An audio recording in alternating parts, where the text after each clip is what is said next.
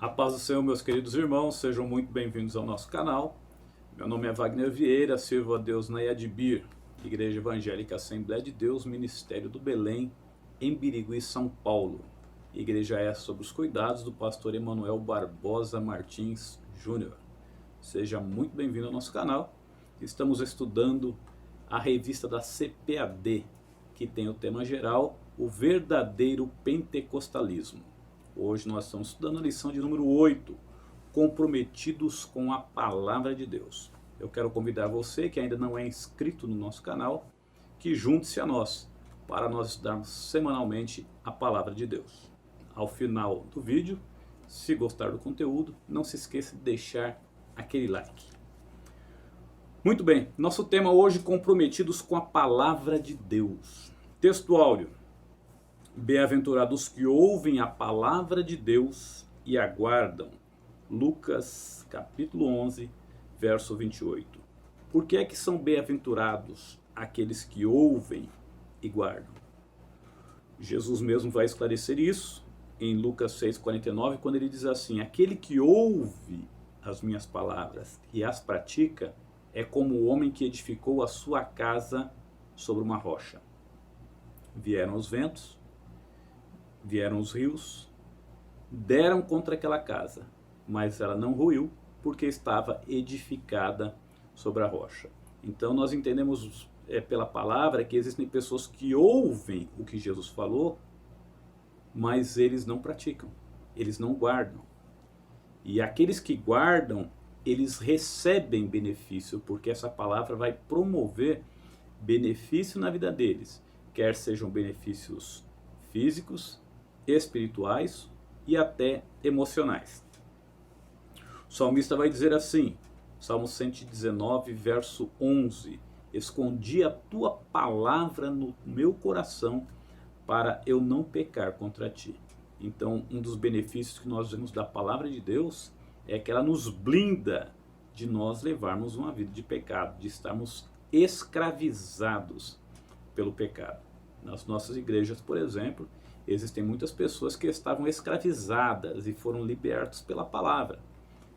Ex-drogados,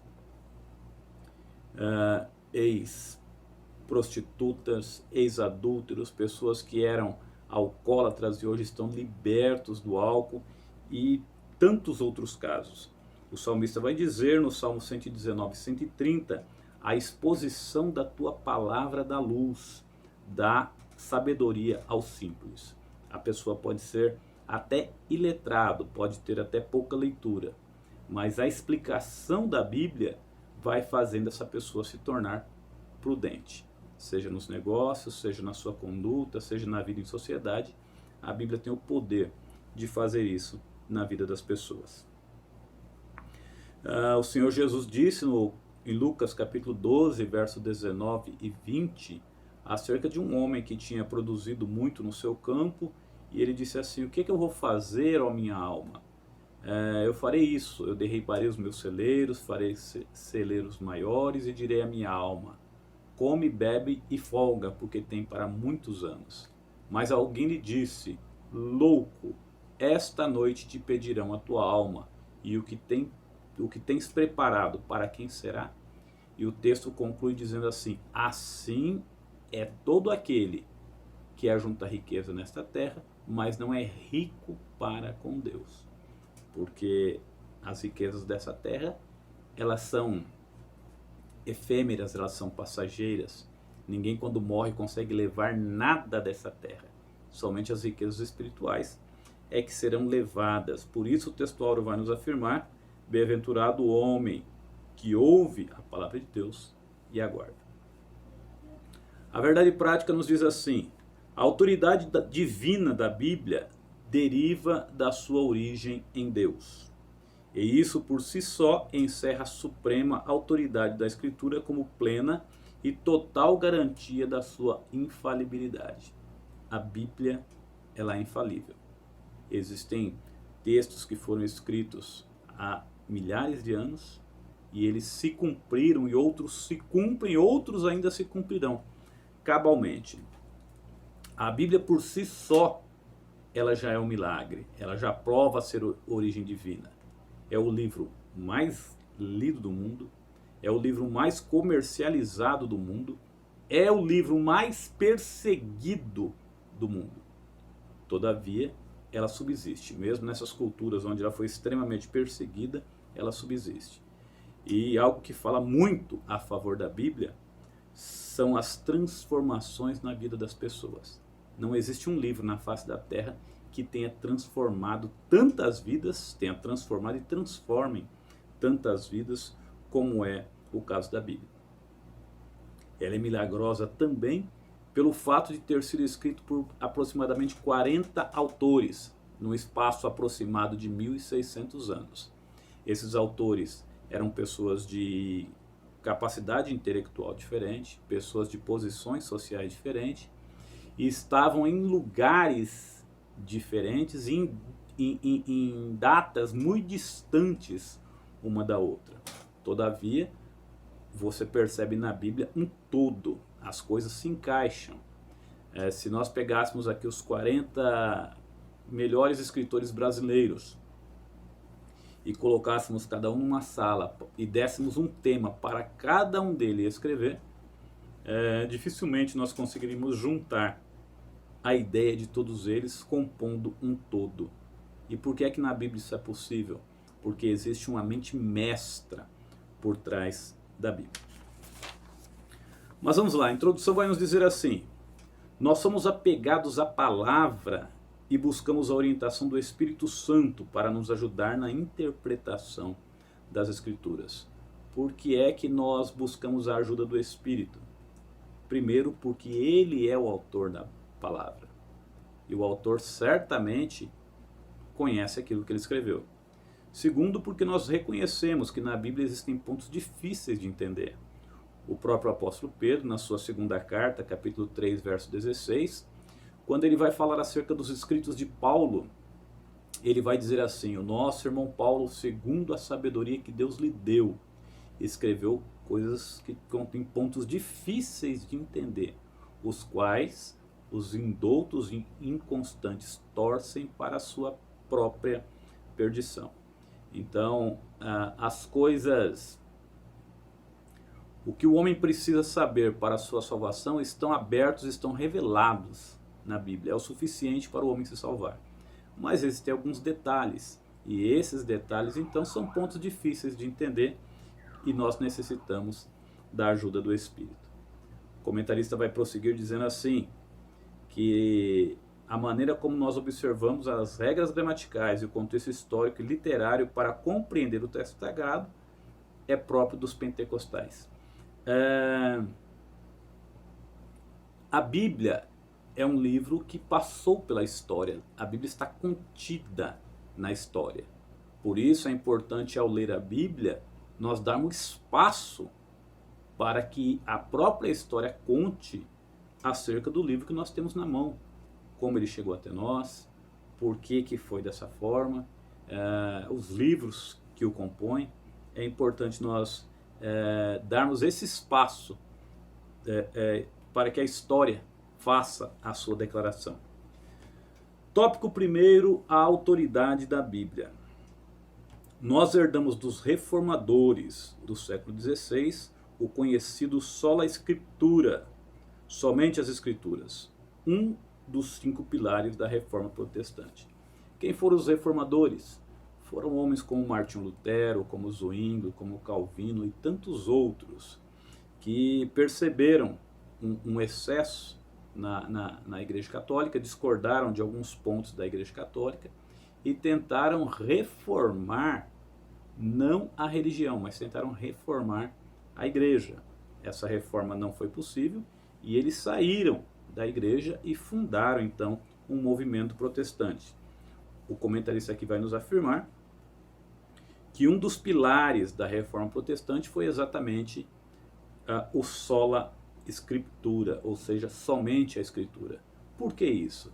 Porque a Reforma estava baseada em 5 solas. Solas significa somente, que seria sola fide, ou seja, somente a fé.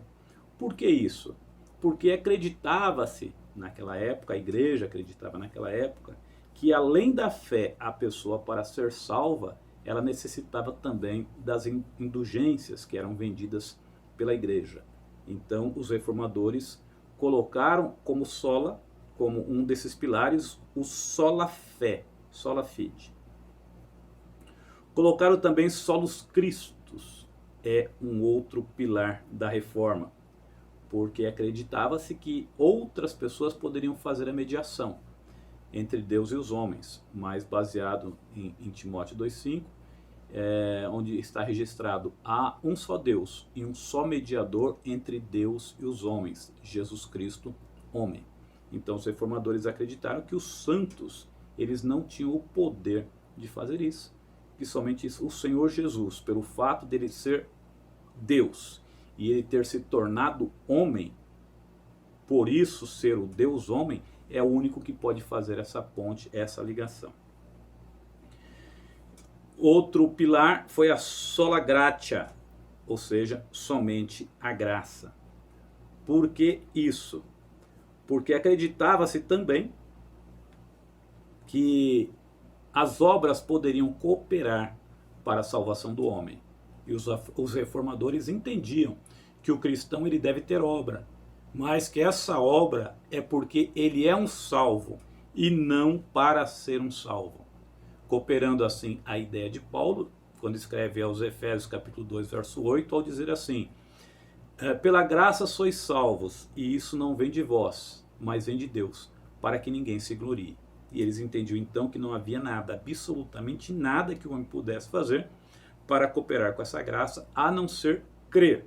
E mesmo assim, essa capacidade de crer também era dada pela graça. Outro pilar, só lhe deu glória, glória somente a Deus, porque os reformadores acreditavam que existia uma honra exagerada ao Papa e a outros elementos da igreja. Então, glória somente a Deus. E por fim, sola escritura, somente as escrituras. Por quê? Porque acreditava-se que a tradição da igreja ela tinha o mesmo peso das escrituras. E os reformadores acreditavam que nada poderia se comparar às escrituras, que mesmo a tradição ela estava sujeita ao julgamento das escrituras. Vamos prosseguindo aqui então. Nossos fundamentos.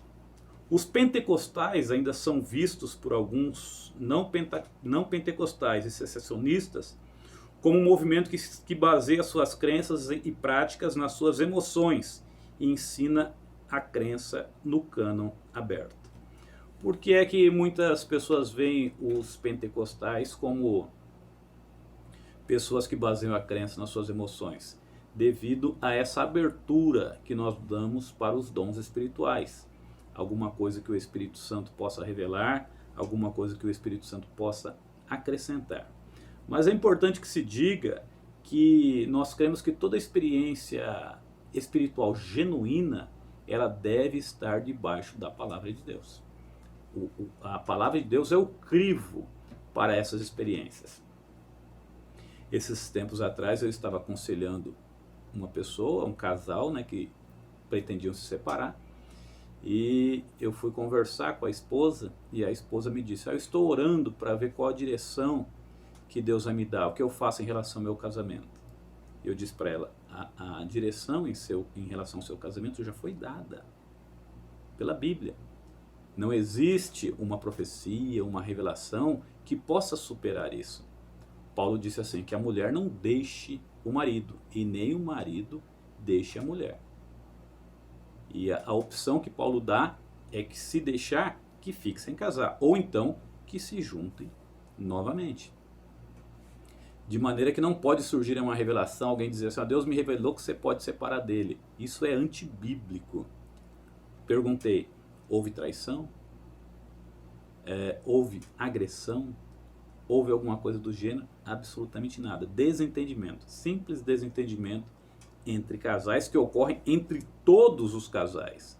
Porque o casamento é como se fosse uma engrenagem, e ela vai se encaixando uma na outra conforme ela se desgasta, até que o encaixe fica perfeito. Mas às vezes as pessoas não têm essa paciência e já querem se separar. Então não existe uma revelação que possa contradizer aquilo que está escrito na Bíblia. A Bíblia é o crivo para todas as experiências pentecostais. A nossa fonte de autoridade é unicamente a Bíblia. Subtópico terceiro, não somos deístas. O que é deísmo? Deísmo é um movimento que acredita em Deus. Existem deístas nos dias de hoje. O movimento é muito antigo, mas existem deístas nos dias de hoje. Pessoas que acreditam em Deus como um ser supremo, ele pode ser um Deus qualquer, e a relação que eles imaginam desse Deus é da teologia do relojoeiro. É como se o relojoeiro tivesse feito o relógio, ele deu corda e deixou o relógio trabalhando por si só. Querem dizer com isso que Deus não intervém naquilo, na sua criação, naquilo que Deus fez, ele não intervém. Existem alguns deístas que foram famosos, foram homens de destaque, como Voltaire, John Locke, Adam Smith, Robespierre e tantos outros. Mas nós acreditamos, nós pentecostais acreditamos que o cânon está fechado. O que é o cânon? O termo significa, ao pé da letra, vara de medir. Antigamente as medidas elas eram não padronizadas. Era polegar, palmo, braça, tiro de pedra, passo, pés, e criou-se então um padrão, e esse padrão passou a se chamar cânon, que existia ali a sua medida. Então alguma coisa, uma mesa, por exemplo, poderia ter 3 ou 4 cânons e meio, ou coisa parecida. Então o cânon era o padrão de medir. Sendo assim, ele foi aplicado aos livros da Bíblia, significando padrão.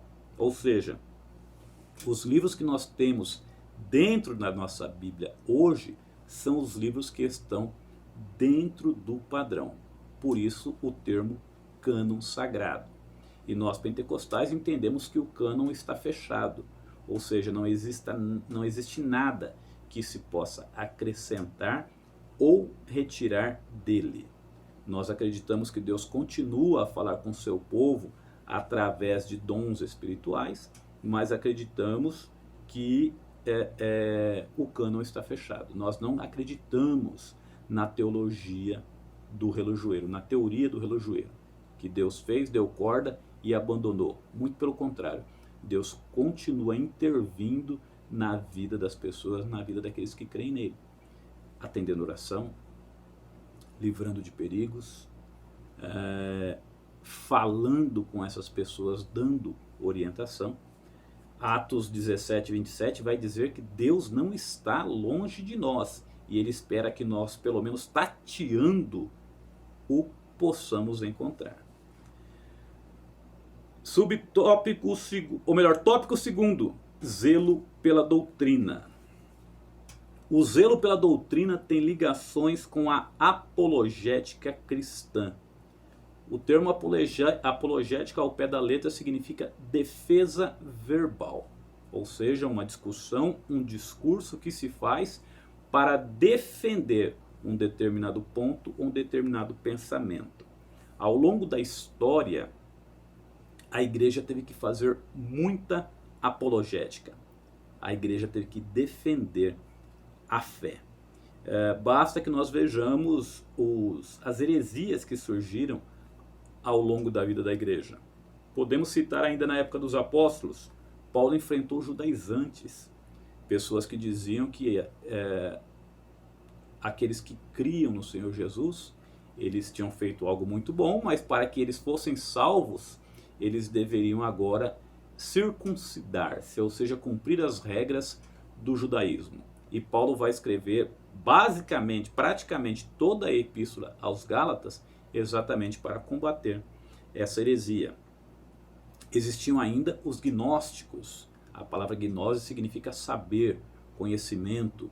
Era um grupo que defendia que eles tinham um conhecimento espiritual mais amplo, que não vinha pela escritura, que não vinha pelo evangelho, era um conhecimento direto de Deus. E eles diziam o seguinte: o corpo é inerentemente mau e o espírito inerentemente bom. Por isso, por mais que a pessoa peque, o que ela faz no corpo não consegue afetar o espírito. E Paulo vai rebater, vai combater essa heresia, escrevendo aos Coríntios, no capítulo 1, capítulo 6, verso 13, ao dizer assim: o ventre é para os manjares e os manjares são para o ventre, porque era isso que esses gnósticos diziam. E Paulo vai confirmar isso. Ele vai dizer: o ventre é para o manjar é para o ventre, mas o corpo não é para a prostituição. E aí ele vai argumentar que Deus espera que nós nos santifiquemos. Existia também um grupo chamado docéticos, que afirmavam que Jesus não era homem. Eles afirmavam que Jesus tinha entrado, ou melhor, que o Cristo tinha entrado em Jesus no ato do seu batismo e tinha saído dele antes da crucificação. Ou seja, o sofrimento de Jesus não foi um sofrimento humano, Jesus teria sofrido como Deus. E João escreve exatamente isso na sua primeira carta, no capítulo 4, dizendo assim: todo aquele que não confessa que Jesus veio em carne, esse é o espírito do anticristo. Então, a igreja, ela teve desde o começo que enfrentar muitas heresias. E o comentarista coloca aqui que a igreja o fez, a igreja enfrentou essas heresias desde os tempos dos apóstolos. Após o tempo dos apóstolos, a igreja ela fez a apologética da fé e deixou registrado aquilo que foi feito e aquilo que ela cria. E isso foi feito como? Em forma de credo e confissão de fé. Ou seja, isso são documentos que foram produzidos pela igreja, são documentos históricos e eles estão aí para confirmar a história, para confirmar os embates, né? Podemos falar, por exemplo, sobre o credo de Atanásio, o credo apostólico, creio em Deus Pai Todo-Poderoso, Criador dos céus e da terra, e vai por aí afora. Isso é um credo. Subtópico 1, ensino ou instrução. A palavra doutrina vem do latim e significa ensino, instrução. O termo ele pode apresentar vários significados dependendo do contexto. Ele pode significar o ensino propriamente dito, é o que a gente encontra em Atos 2,42, quando diz que a igreja perseverava na doutrina dos apóstolos, ou seja, a igreja perseverava naquilo que os apóstolos ensinavam. Ou pode se referir também ao conjunto da fé, aquilo que se acredita. Pode ser dessas duas maneiras, conforme está aqui no tópico 2, o conteúdo da fé. Ele vai comentar aqui o seguinte: os credos e as confissões de fé são dois tipos distintos de documentos eclesiásticos. E vai dizer que os credos são genéricos e as confissões de fé são mais elaboradas e específicas. Nós temos, por exemplo, nas Assembleias de Deus, a confissão de fé das Assembleias de Deus, aquilo que a Assembleia de Deus acredita. E todas as igrejas, elas têm as suas confissões de fé. Os credos, eles são genéricos e as confissões de fé, elas são mais detalhadas, elas são mais específicas. O credo da Assembleia de Deus, por exemplo, vai se referir à questão do batismo com o Espírito Santo, que a Assembleia de Deus crê que a pessoa, a prova física, a prova visível de que a pessoa foi batizada com o Espírito Santo é o falar em línguas inicial. Então, isso está bem especificado, é uma confissão de fé. Enquanto os credos, eles são genéricos, é como se fosse um resumo.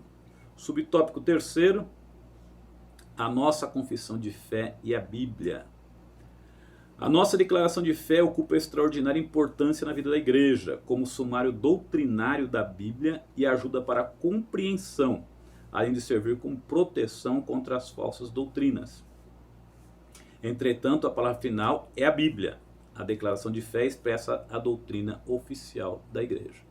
Então, a igreja tem a sua declaração de fé, e essa declaração de fé, ela não pode entrar em choque com a Bíblia, porque a Bíblia é o nosso manual, é a nossa linha de conduta, a nossa norma de fé e de prática.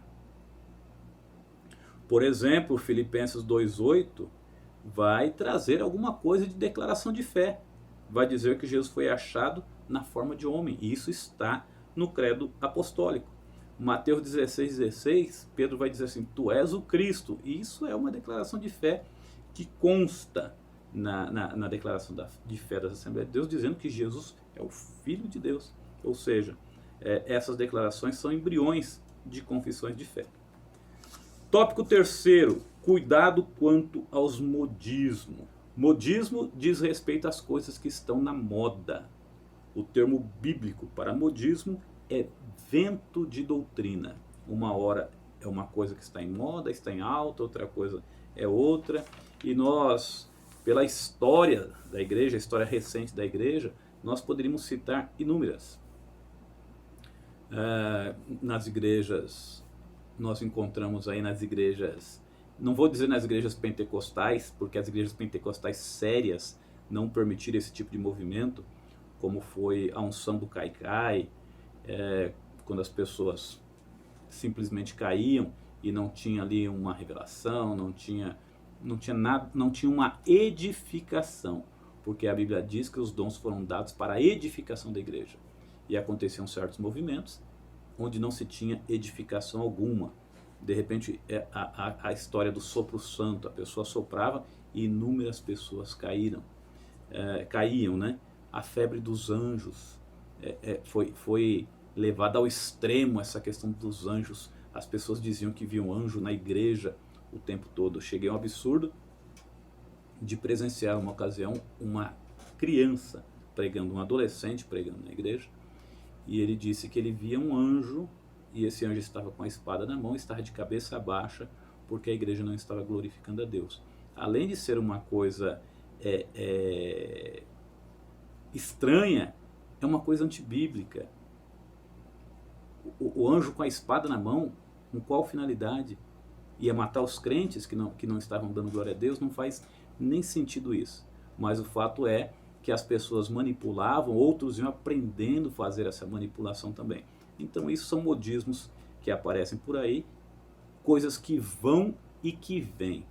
Mas a doutrina sadia, ela permanece para sempre. A exposição da palavra de Deus, por exemplo, ela permanece até hoje nos cultos. O louvor sacro santo permanece até hoje nos cultos, porque isso tem base sólida. Subtópico segundo, procura apresentar-te a Deus aprovado. Apresentar-se a Deus aprovado significa estar disponível, testado e aprovado por Deus e reconhecido pela igreja. Por que é que existe a necessidade dessas pessoas serem provadas? Paulo mesmo, a Bíblia vai nos dizer que quando ele passou em Atos 16, verso 32, vai dizer que ele passou ali em um determinado lugar e ele conheceu Timóteo. E ele quis levar Timóteo consigo naquela viagem missionária. E a Bíblia vai nos dizer que os irmãos davam bom testemunho dele. E quando ele escreve sua carta a Timóteo, no capítulo 4, no verso 12, ele vai dizer assim: seja o exemplo dos fiéis. Ou seja, tem que ser alguém provado e aprovado. Exemplo dos fiéis no quê? Ele mesmo vai dizer: no trato, na palavra, na caridade. Que trato? Trato com o sexo oposto, trato com dinheiro, trato com pessoas idosas, com mulheres, com crianças. Ele orientou a Timóteo que fosse o exemplo em tudo. Então existe a necessidade dessas pessoas serem provadas. Abraão foi provado e Deus disse dele: não faças mal ao menino, porque agora eu sei que temes a Deus, porque não me negaste o único filho. Ora, Abraão foi provado, Jó foi provado, Timóteo foi provado. Por que nós não seríamos? O obreiro, ele deve ser aprovado. Escrevendo a Timóteo ainda, na sua primeira carta, no capítulo 3, verso 10, Paulo vai falar acerca daqueles que querem ser obreiros e vai dizer assim, que primeiro sejam provados e depois sirvam. Filipenses capítulo 2, versos 25 ao 30, Paulo vai dar testemunho de Epafrodito, que era um obreiro extremamente aprovado, e vai dizer assim que ele esteve bem próximo da morte por causa da obra de Cristo. A gente pode fazer um contraste aqui com João Marcos, capítulo 15, verso 36, quando Paulo e Barnabé vão para a sua segunda viagem missionária, e Barnabé queria levar João Marcos. Paulo não aceita, porque na primeira viagem missionária, o João Marcos tinha abandonado os dois. Era apenas um adolescente, era muito jovem e não suportou as provas. Por isso, deve ser provado e aprovado. Naquele momento, o João Marcos não foi aprovado. Mas no final do ministério de Paulo, ele mesmo fala para Timóteo: me traz João Marcos porque ele me é útil para o ministério. Aquele que não estava aprovado antes, estava aprovado agora. Então é necessidade de nós darmos tempo para que as pessoas amadureçam e cresçam na fé. Subtópico terceiro, nós estamos partindo para o final. Como obreiro que não tem do que se envergonhar. Obreiro significa aquele que está na obra. Para nós, na Assembleia de Deus, é um termo genérico que se refere desde o cooperador, diácono, presbítero, pastor, todo mundo que trabalha na obra é chamado de obreiro. Mas ele coloca aqui como obreiro que não tem do que se envergonhar. Ou seja, a conduta é aprovada, o conhecimento bíblico é aprovado, a maneira como ele trabalha é aprovada. Ele não tem do que se envergonhar.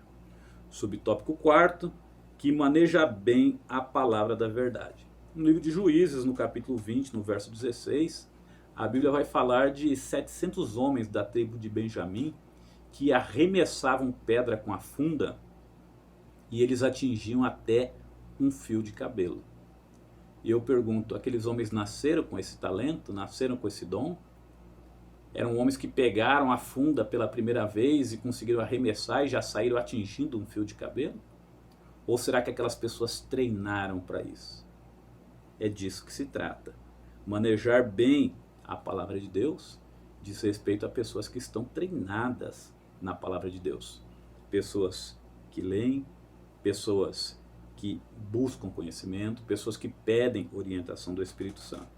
E ele coloca aqui, o pastor Ezequiel Soares coloca aqui, que o verbo grego para manejar bem significa cortar reto. Ou seja, alguém risca e o outro vai e corta e não desvia nem para a direita e nem para a esquerda. Nós entendemos que a exegese que se faz da Bíblia, ela é própria de um obreiro que maneja bem a palavra de Deus. O que é exegese? É um termo que significa tirar de dentro para fora. Ou seja, a pessoa lê um texto bíblico e ele vai tirar verdades deste texto bíblico para aplicar à igreja. E o que é uma exegese? São coisas de fora da Bíblia que são introduzidas no texto bíblico para que o texto bíblico diga aquilo que ele não está dizendo de fato. Então o obreiro que maneja bem a palavra da verdade, ele faz uma boa exegese do texto bíblico. Ele tira a verdade que o texto bíblico está dizendo e aplica à vida da igreja. Conclusão. Nós temos compromisso com a palavra de Deus e cremos que ela é a única revelação de Deus escrita para a humanidade. Não existe outro livro, embora as seitas apresentem muitos livros, cada um à sua moda, como revelação, como uma revelação extra do Evangelho. Mas nós queremos que a Bíblia é a palavra de Deus e somente ela é a revelação escrita para a humanidade. Diante disso fica claro que nenhuma outra literatura exerce autoridade sobre a nossa vida. Qualquer outro livro que queira se dar uma autoridade igual à da Bíblia deve ser desprezada, porque a Bíblia é a palavra de Deus, comprovada pela própria Bíblia, comprovada pela história e comprovada pelos resultados que ela proporciona na vida humana. Que Deus te abençoe e até a próxima.